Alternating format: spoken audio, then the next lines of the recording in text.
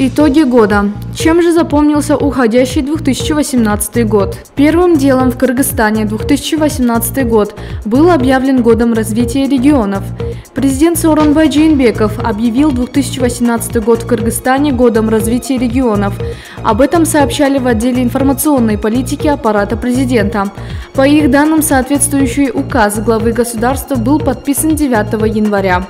Он должен был стать базовым документом развития регионов. Сооронбай Жээнбеков также напомнил, что в его бытность премьер-министром страны были разработаны и приняты концепции развития регионов, программа обеспечения населения чистой питьевой водой и программа улучшения ирригации в стране. Глава государства подчеркнул, что указ придаст мощный импульс осуществлению этих программ. Тогда Сооронбай Жээнбеков отметил, что особое внимание в 2018 году будет уделено созданию новых рабочих мест в регионах, что приведет к снижению процесса внутренней и внешней миграции. Усилия будут направлены на развитие дорожно-транспортной инфраструктуры, поддержку экспортного потенциала регионов, создание условий для поддержки малого, среднего предпринимательства, привлечение инвестиций для экономического развития регионов. Дальше у нас следует герой нашумевшего ролика с теленком – Чапалак Баатыр. Мужчина, который бросил теленка через бедро, оказался Зарылбек Аликенов, известный в народе как Чапалак Баатыр. Отметим, что местный силач по прозвищу Чапалак Баатыр известен своими способностями поднимать пальцами гирю, согнуть гвоздь, поднять человека весом в 60 килограмм и даже сдвинуть с места автобус. Через некоторое время кыргызстанский исполнитель силовых трюков Зарылбек Аликенов Чапалак Баатыр бросил вызов российскому бойцу смешанных боевых искусств Хабибу Нурмагомедову. По словам силача, Хабиб Нурмагомедов недостоин называть себя первым, когда в мире есть он, Зарылбек, а то есть Чапалак Баатыр. Гульзат Мамытбек. Я мусульманин-саентолог. Буквально через некоторое время в интернет кыргызского сегмента ворвалась Гульзат Мамытбек. Она считала себя и считает вдохновителем кыргызского народа, а народ ее называет ее девушкой-будильником. Также известно, что Гульзат – основатель языковых курсов High Time. Каждый день она загружала на своих страницах в социальных сетях небольшие видео, которые начинаются со слов «Турагой кыргызым алтыным». Эта фраза стала очень популярной в Кыргызстане. Кыргызым алтыным, берекем. Кыргызым турагой тур, бүгүн суббота. Кыргыздын жаңы демен Гульзат Мамытбек сүйлөп жатат. Суббота мен азыр үйдү тазаладым, жаткан жерин тазаладым, унитаздын, туалеттин баарын тазаладым. Эми окууга кетип бартам. Окууга чоң папкамды көтөрүп алып, окууга кетип бартам. Копенгагенде кар жаап атат. Кыштай, кыстай дегендей. Бүт партиянын ордунда турагой тур. Суббота күнү, воскресенье күнү, любой күнү иш кылыш керек, любой. Миллионер эмессиңби? Миллионер боло элексиңби? Колуң көккө жете элекпи? Чоң иш кылышыбыз керек, алтыным, чоң. Тынымсыз иштешибиз керек. Турагой, бизди чоң нерселер күтүп жатат. Кроме этого, она еще и поет, даже сняла клип на песню «Кызбурак». Тогда пользователи написали посты о том, что Гульзат Мамытбек является членом церкви саентологии. В качестве доказательства они прикрепили фото и видео на фоне баннеров и надписей, относящихся к саентологической церкви, которая во многих странах запрещена, в том числе в России и Казахстане. Ответ девушки тогда не заставил долго ждать. Она признала, что она саентолог, но при этом мусульманин-саентолог. По ее словам, и такое бывает. Чуть позже Гульзат Мамытбек написала новую песню. Песня называется «Кыргызым менин». По словам Гульзат, этот текст должен был вдохновить кыргызов на новые свершения. С привычным ей восторгом она поет, что кыргызы – самый выдающийся народ мира, и в его истории было немало побед, а Кыргызстан сравнивает с раем на земле. Она призывает кыргызов не делиться, а помогать себе и другим. Она уверена, что ее народ ждет светлое будущее. В конце она признается в любви к народу и отмечает свою роль в его мотивации. Но это была не первая песня Гульзат Мамытбек.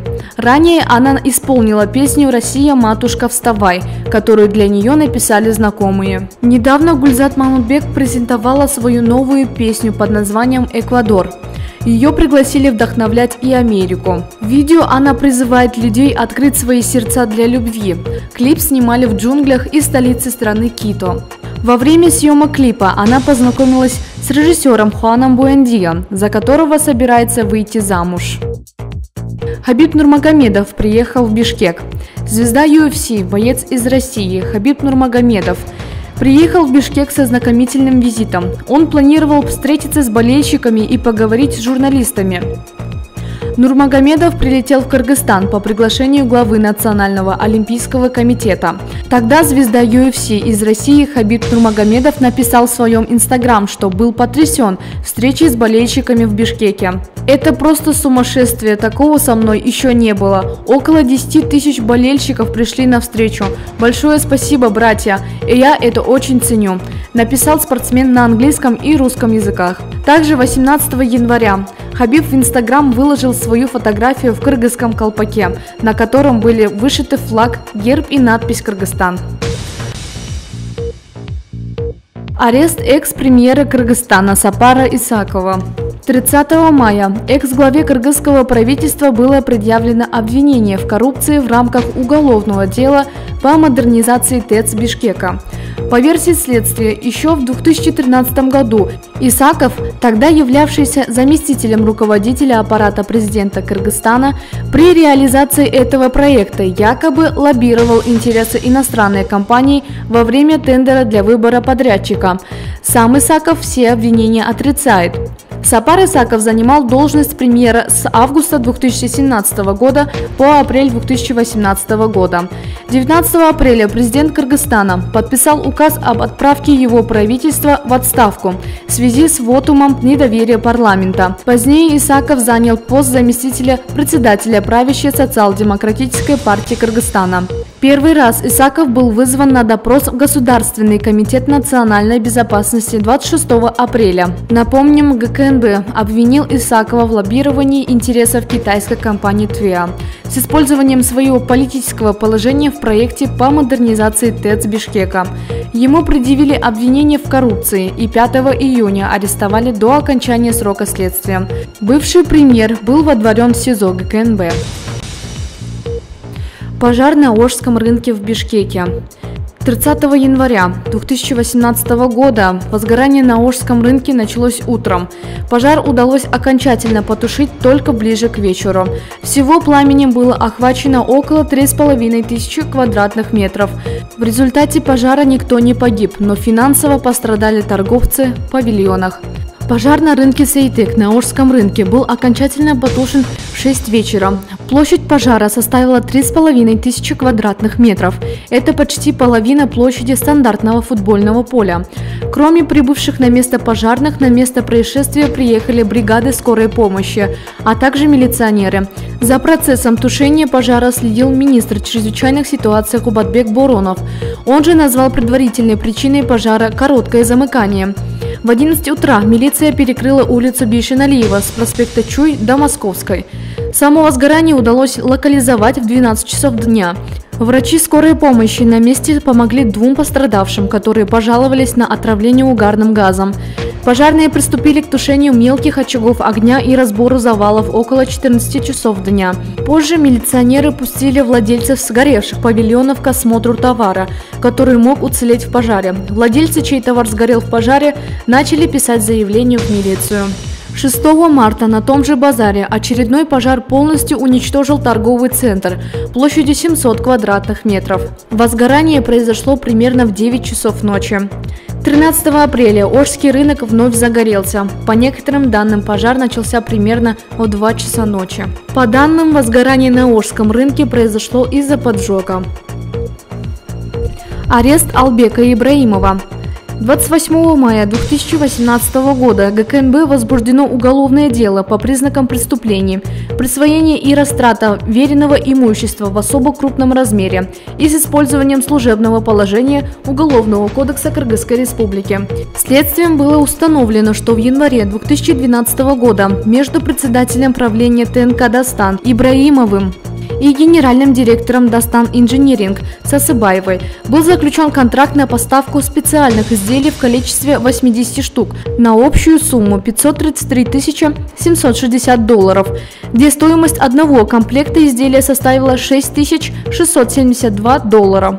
Таким образом, в результате заключения контракта ТНК «Дастан» и «Дастан Инжиниринг» на поставку изделий по заведомо завышенной цене государству причинен ущерб в особо крупном размере.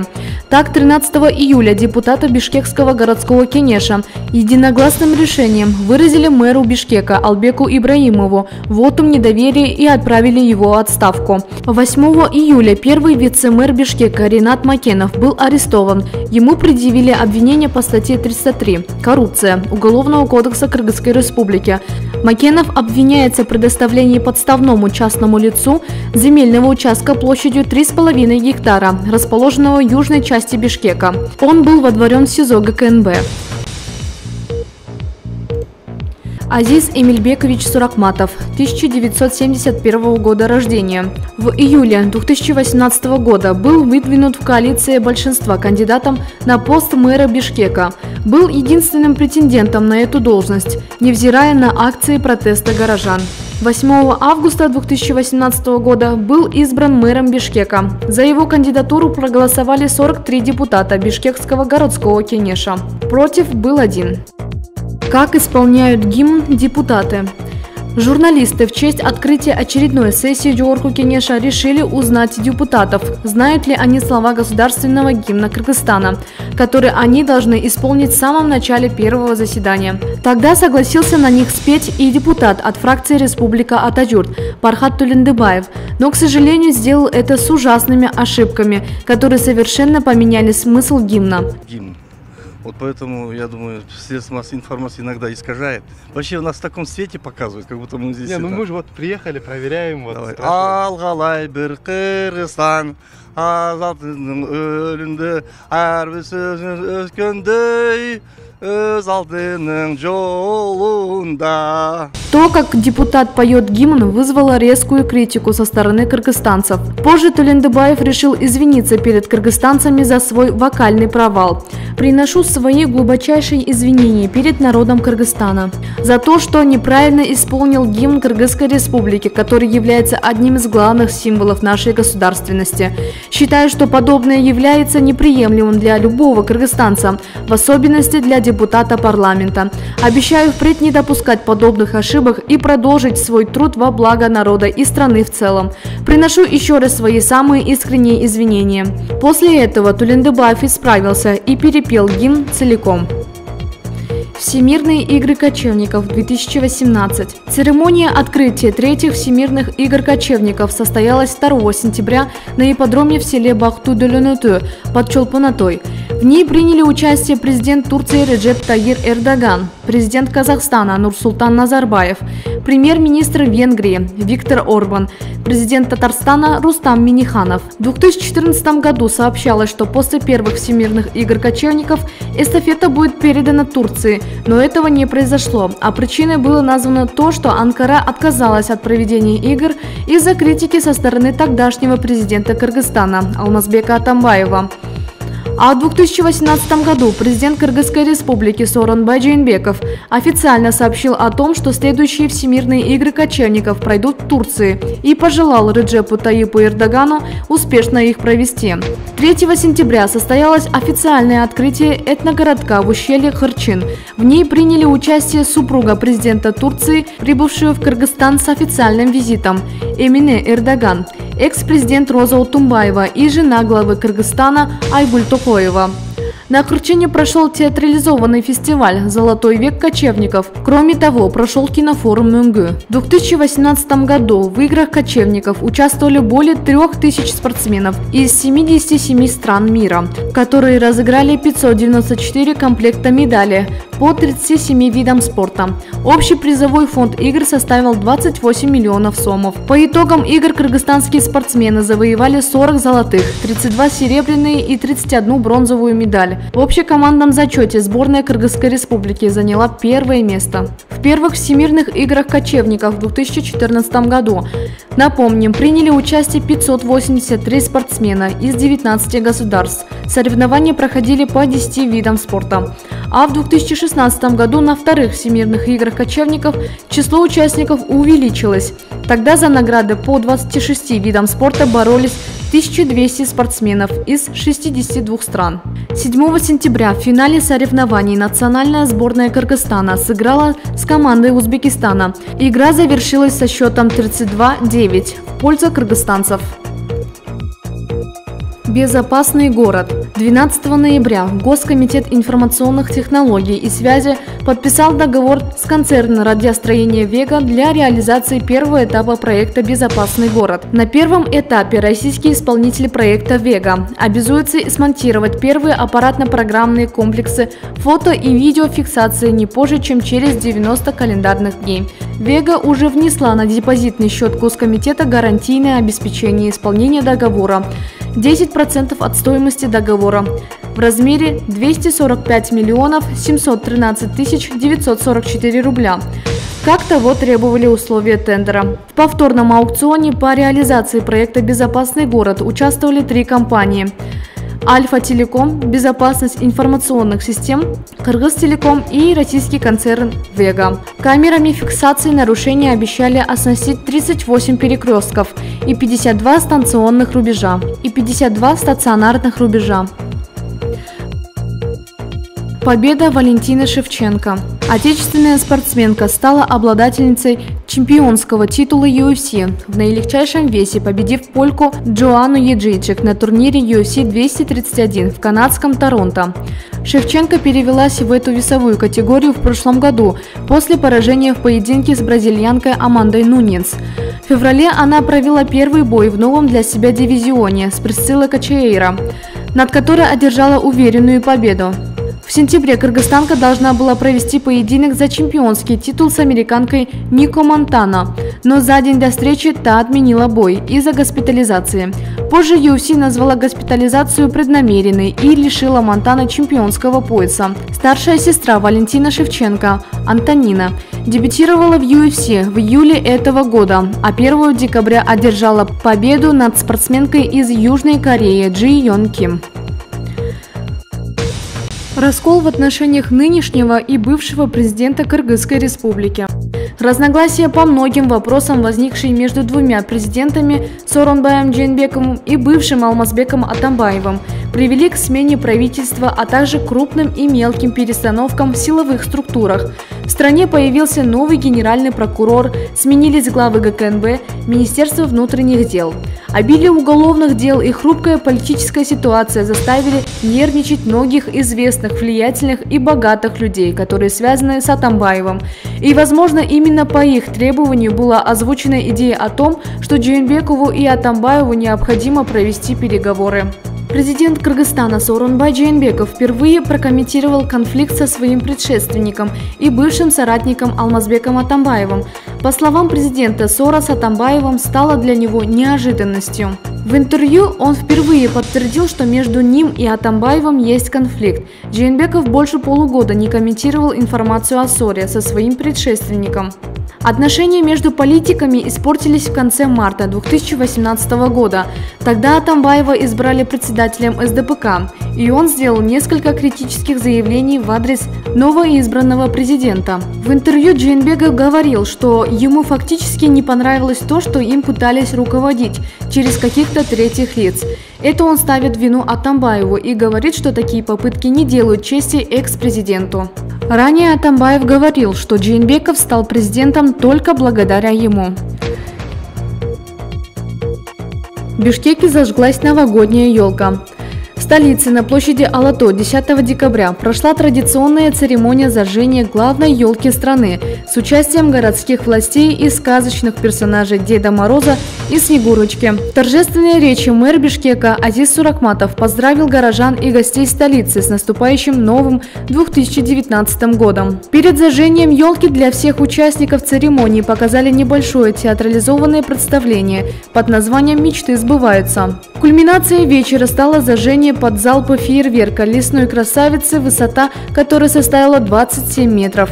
Главный символ Нового года украшает 350 игрушек. Узоры из дюралайтов 4900 погонных метра, светодиодная гирлянда и мишура. Центральную площадь в этом году оформили в стиле «Зимняя сказка». В центре праздничной экспозиции инсталляция «Ледяной трон» по мотивам сказки «Снежная королева». Трон окружает ледяные горки и животные – снежный барс, олень, архар и беркут. Обошлось новогоднее убранство площади в 6,5 миллионов сомов. Праздник завершился зажигательной концертной программой с участием танцевальных и музыкальных коллективов Бишкека. Полюбоваться новогодней красавицей пришли гости и жители столицы.